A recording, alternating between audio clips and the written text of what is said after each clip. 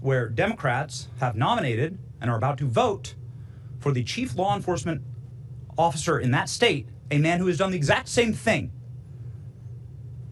An individual who's calling for the assassination by bullets of Republicans that he disagrees with. The killing of their children. The slaughtering of, as he says, little fascists. Are my 4 innocent, beautiful children little fascists?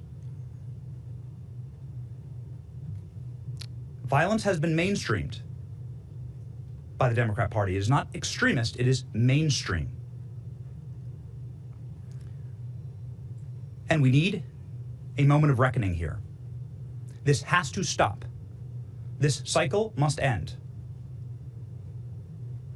Is any Democrat courageous enough to disavow violence?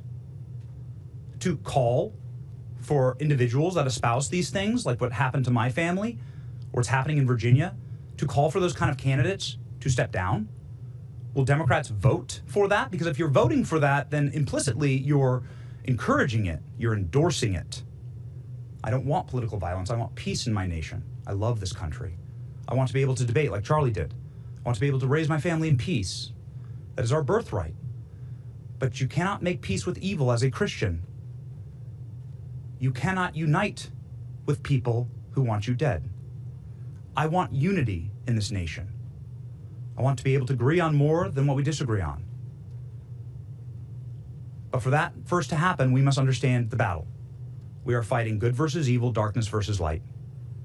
And good must conquer evil. Do not make peace with evil. To that end, and in conclusion, I would like to thank federal law enforcement, Pam Bondi, Kash Patel, Dan Bongino, the FBI, the DOJ, the Tampa Police Department, the detectives here, with absolute pinpoint accuracy, professionalism, courtesy, swift and tact. They were able to act instantly in order to make sure that my family was safe. Potentially to preserve the lives of my children. And they're doing that for families all around the country in many different ways.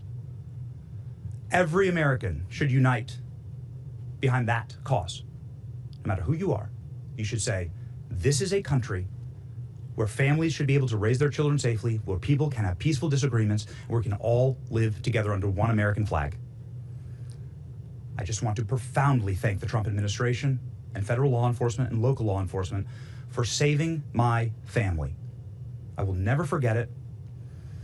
It is the greatest goodness that has ever been done to me.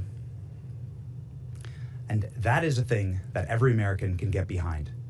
The Trump administration making America safe again.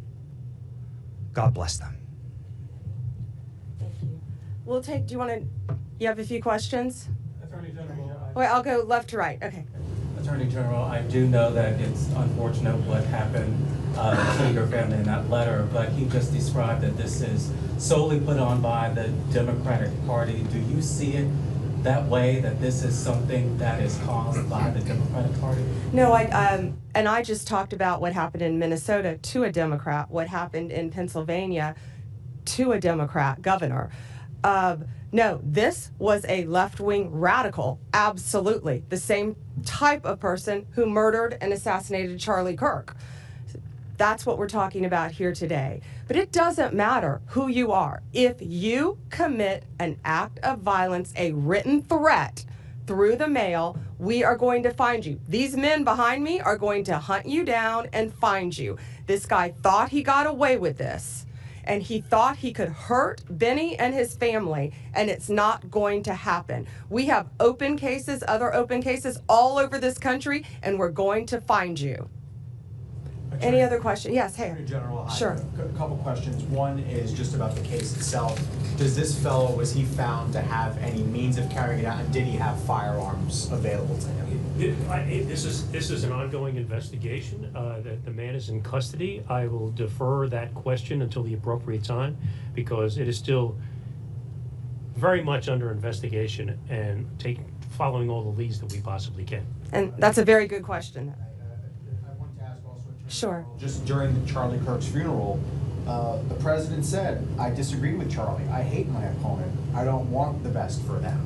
Would you encourage the president, just given what we're talking about here and the seriousness and how people take every word and use it to reinforce their preconceived notions about people, someone crazy could act on words like that. Would you encourage the president to not say things like that? The president said nothing about violence, absolutely nothing. And that was in response, I believe, to amazing Erica Kirk talking about her forgiveness. And he was saying how brave and bold she was and how difficult it is to forgive the person who assassinated. No, I'm not worried about that because that was not said. That was not said. No act of violence was said. If anyone is sending a threatening communication through the mail, like they did to Benny Johnson, we're going to find them and we're going to prosecute them. It doesn't matter what side of the aisle you're on. Thank you all. Have a great weekend. Thank you.